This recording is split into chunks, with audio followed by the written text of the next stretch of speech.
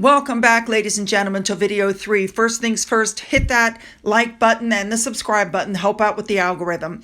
This is kind of a long video. We have a lot to cover, from the diagnosis to the backlash, Omid Scobie, Christopher Boozy, what the King has done, where they've gone. There's a lot to cover. And I even did a tribute for Catherine at the end. You're not going to want to miss it. So let's jump in and get there, shall we? Let's go. Okay, everybody, we all know what's happened. Catherine, the Princess of Wales, has been diagnosed with some form of cancer. We all knew that she had abdominal surgery. She was trying to get over it.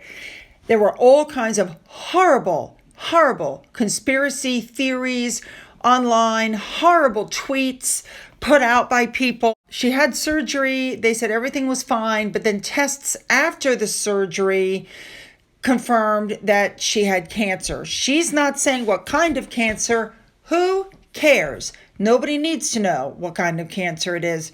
Let me tell you my observation. She looked tired. She looked very gaunt.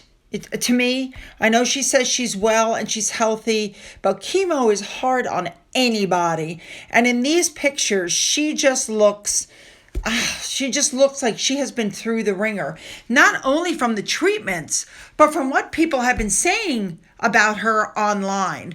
So what do I think happened? I think they released this information for several reasons. Number one being that her medical record was hacked. They've already suspended 3 people from the hospital where she had her surgery because they found out they had illegally accessed her medical record. So I think she wanted to beat people to the punch. Just as a side note, she also announced that she was having preventative chemotherapy. And for those of you who don't know, it's used after primary therapy, like surgery, to reduce the chance of cancer coming back and spreading. The second reason that I believe the announcement was made now was because they were trying to protect their kids. The children now are coming up on Easter break. They're going to be out of school for 2 or 3 weeks. And remember, Louis is only 5. They have to explain to the children what's going on in a way, like Catherine said, that's appropriate to them, to the age of the children. And yet, they want to reassure the kids that Catherine is well, that she's healthy, that, mommy's not going anywhere. That's a hard pill to swallow because, especially with cancer, the truth is she can't make that promise. She's trying, though, which I think is absolutely fabulous. Her message was heartfelt and she was near tears some of the time. You could see it. But it was a great message. You all should know that as soon as that statement went out, King Charles put out a statement saying he was so proud of Catherine for her courage in revealing her cancer diagnosis and that he remains in close contact with her. Just amazing, because now they're both fighting cancer together. We know the two of them have a really close bond, and he said she's my beloved daughter-in-law. Now, Kensington Palace has very strongly asked people, do not speculate on what kind of cancer she has, but they say she's in good spirits. Of course, it was later revealed that before the announcement went out, Charles had lunch with Catherine, and they discussed the video message she put out, which, by the way, had been done way earlier. She was just waiting to release it. Oh, gosh. And, of course, we also learned that William pulled out of King Constantine's memorial service because that was the day, more than likely, that Catherine was given her cancer diagnosis. She was probably upset, and he stayed home with her. And let me remind you all, and this was on Twitter, that Prince William lost his grandmother and grandfather within 2 years. He also lost his mother in an accident. He's having to deal with Harry. His father and his wife have cancer. He has 3 children under 11 he's trying to raise, and he's still trying to keep the monarchy going, and he's doing it with grace and dignity. Catherine's brother, James, who stays out of the public eye a lot, put up this picture of the two of them when they were hiking up a mountain, and the following statement. Over the years, we have climbed many mountains together, and as a family, we will climb this one with you too. How touching is that?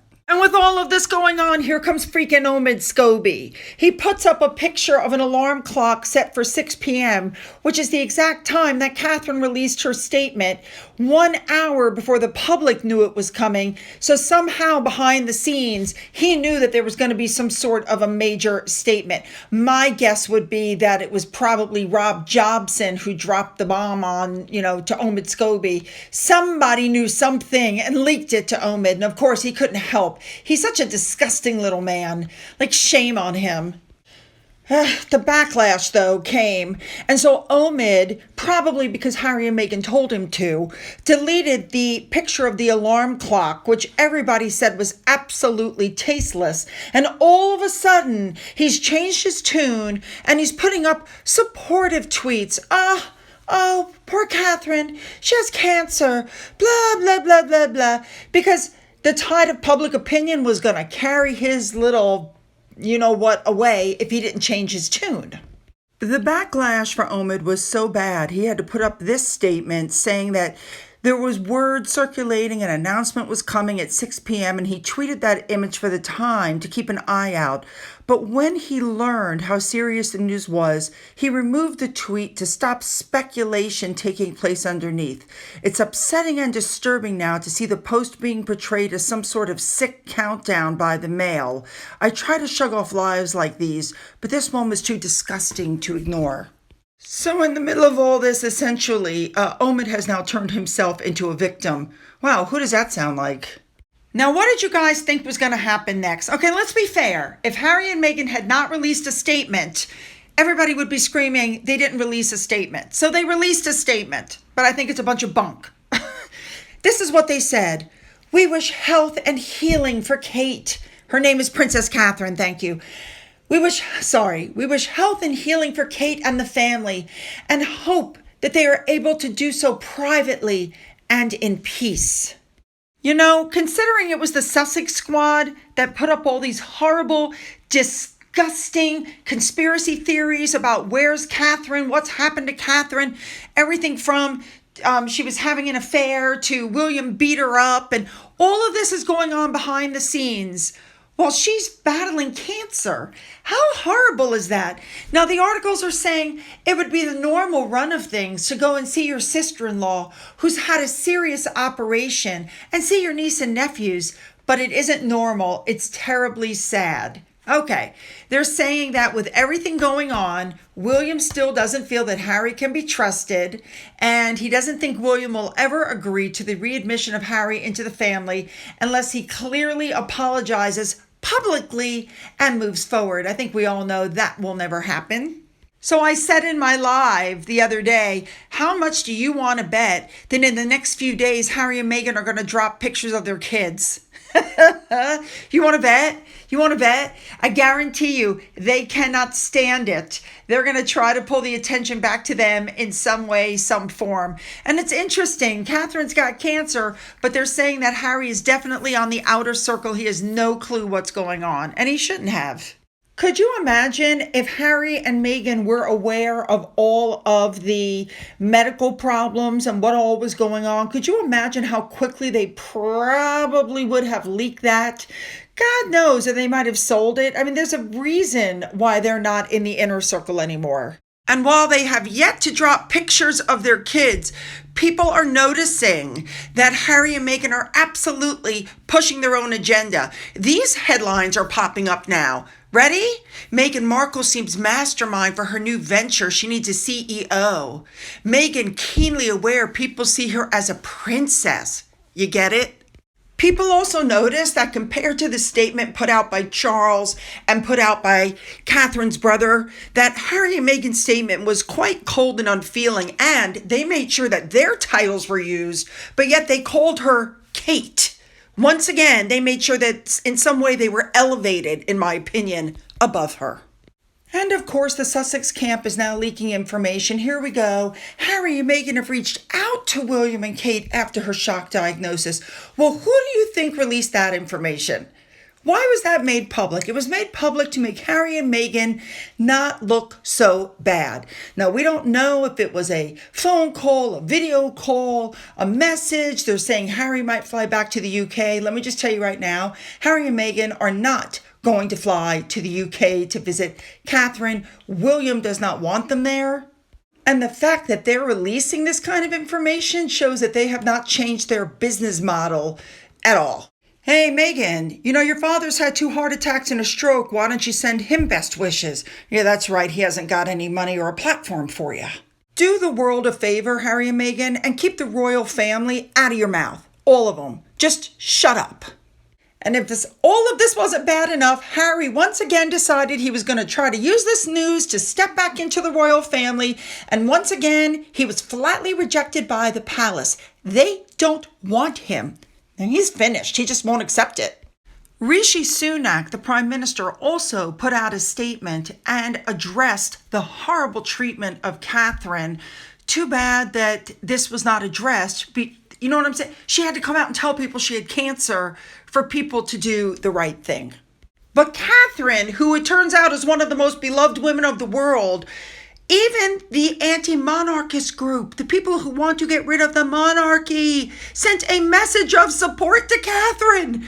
Could you imagine? The people who want to take down the crown sent best wishes to Catherine. What does that tell you guys?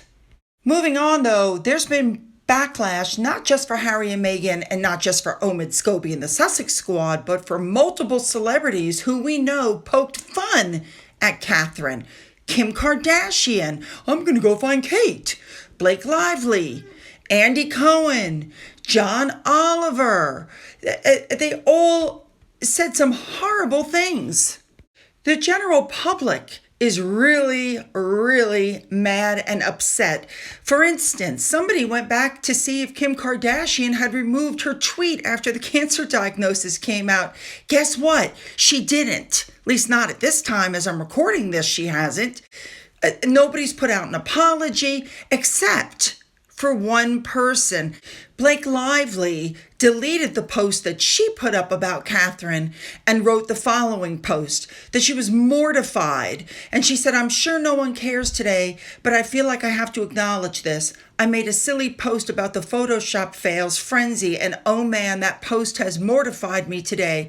I'm sorry. Sending love and well wishes to all, always.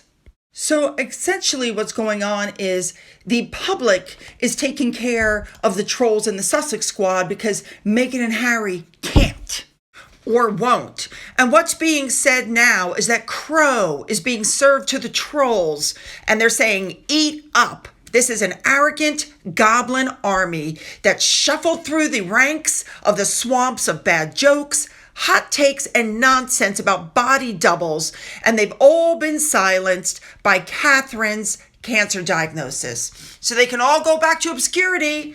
That's what they're saying. They're saying, I'm quoting, loudmouth tech CEO Christopher Boozy. His conspiratorial claptrap is live on his social media at the time of this publication. TMZ did a whole documentary called Where is Kate Middleton? And now there's a lot of pressure on social media for them to take it down. Another apology came out from Owen Jones. Now, he gave a very heartfelt apology and said he felt bad that he'd even speculated on her health and he wished her nothing but the best. So let's give credit where credit is due, because we know at least who he is and he apologized, but other people who are keyboard warriors are about to find out the consequences. Here you go, keyboard warriors. I've always told you, don't assume that you can never be caught. This guy, his name is Paul Kundran. He is in the UK and he used TikTok to put out all these horrible, hurtful, fake stories about Catherine. And his claims went out to millions of people. The man lives in his girlfriend's home in southwest London. He sells clothing and merchandise. And when they tracked him down, they asked him, how much money did you make? And he refused to say. And he said that he was not, and I'm quoting, not fussed about peddling his wild conspiracies online. Then he ran inside and refused to answer any more questions. Coward. One more person who put up a social media post about Catherine is Sheryl Crow, who herself fought cancer, and she has not retracted it or offered an apology. In order now to protect the children with everything going on with all the media, it's on the news, it's on the radio, it's in the papers. William and Catherine have retreated to a country home with the children in order to protect them.